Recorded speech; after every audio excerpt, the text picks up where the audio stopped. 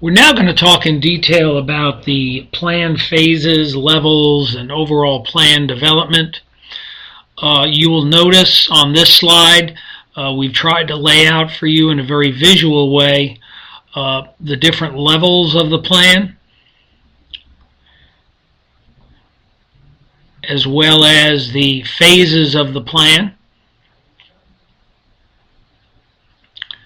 the group responsible, and the outcomes. Again, at this point, we've had the community meeting. There's been input given from focus groups relative to wants and needs and expectations of the community. And now the planning team is going to do its work, and we're going to talk a little more detail about the planning team a little bit later. But in essence, phase one is all the things that are going to happen between the beginning of the process, the community engagement process, up to and including at this line where the board has finally adopted it. The questions for level 1 and level 2 in the development of this plan are: who are we and where do we want to go? Level 1 and level 2, those two questions will be answered by the planning team, which will be a group of various stakeholders. We'll talk more about the makeup of the planning team a little bit later.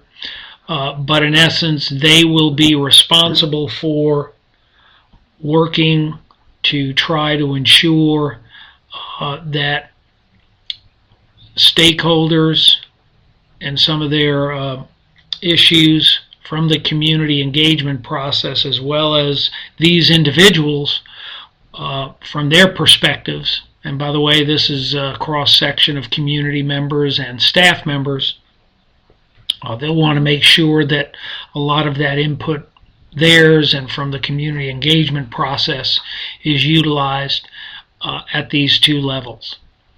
Planning team will meet for 2 days, and again, we'll talk a little bit more later about what will happen. You can see here they'll look at and or develop or revise belief statements, mission statement, vision statements, and they will, in essence, develop some strategic goal areas.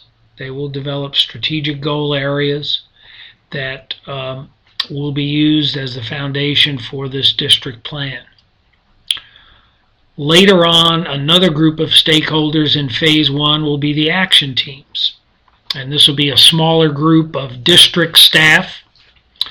And this group of district staff will work on and take the strategic goal areas developed by the planning team, and they will work on performance objectives, measures, and targets that will fit under the strategic goal areas and those priorities. So again, in phase one, we have a planning team do their work, an action team do their work. Planning team, between the planning team and action team, that usually takes about a month to organize the action teams and start working from when the planning team is done at level 2. Level 3, the action teams, they work at their own pace, and that can take sometimes at least a couple of months of their work. Eventually, we'll bring back their recommendations to the planning team. At this point, the Board of Education will eventually adopt a strategic plan. And what you see below the line here, the visual you see below the line here in phase 2, this is after the plan has been adopted, and the question we're answering in level 4 and 5 is how do we plan to get there. This is district staff, and they will work on initiatives and action steps, and we'll talk a little bit more about that a little later. But in essence, this is where boards can do a self-assessment and make sure that that's reflected relative to the strategic plan.